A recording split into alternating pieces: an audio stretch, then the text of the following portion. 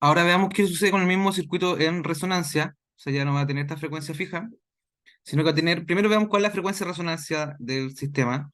Es 1 sobre raíz de LC, y eso en la calculadora, si reemplazamos los valores, nos da algo así como 471,4 eh, radianes por segundo, ¿cierto? Y entonces veamos cómo quedan las reactancias, ¿ya? Recuerden que hay una sola corriente que fluye por otro dispositivo, ya que están en serie. Entonces, la reactancia, yo dije que en resonancia, la reactancia inductiva debería ser igual a la capacitiva. Veamos si es verdad. La reactancia inductiva es WL, y en este caso entonces sería 471,4 y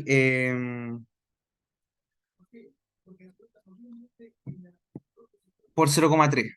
Y eso da algo así como 141,4. Y esta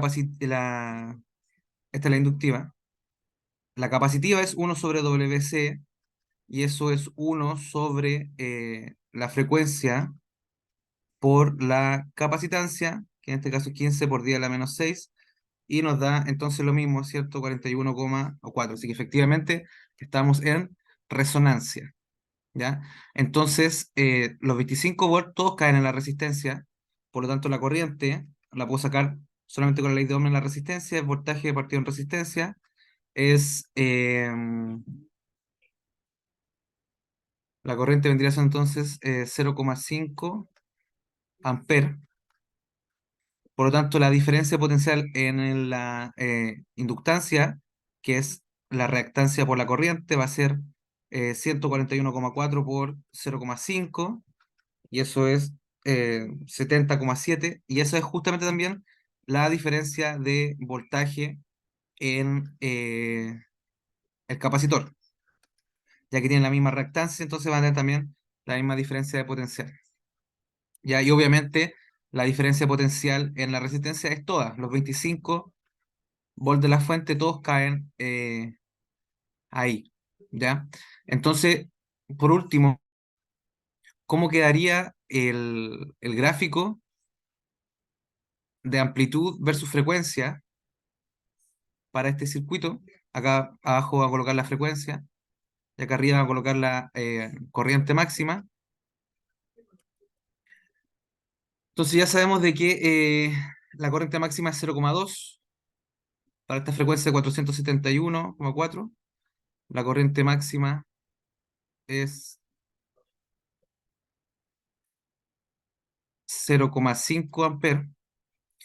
En el video anterior, que la frecuencia era de 50, entonces son 100 pi, entonces son 314,1, la frecuencia era 0,2.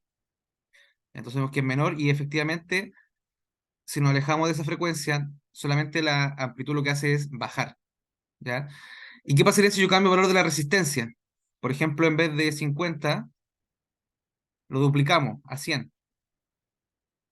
Eso no va a cambiar la frecuencia. La frecuencia solo depende de la inductancia y la capacitancia. Lo que va a hacer simplemente que va a bajar la corriente máxima a cualquier frecuencia. Entonces, si yo llevo la resistencia al doble, la corriente máxima baja a la mitad. O sea, sería 0,25. Vamos a colocar acá para que calce mejor. Bajaría a 0,25 la corriente máxima. De aquí 0,2. Esta era en azul, la gráfica anterior, con la resistencia de 100, y en verde, cuando, eh, perdón, con resistencia de 50 en azul, y en azul, con la resistencia del doble, o sea, de 100, vemos que la corriente baja a la mitad. Eso, entonces la resistencia no afecta la frecuencia de vibración, solamente afecta la corriente máxima que se va a alcanzar.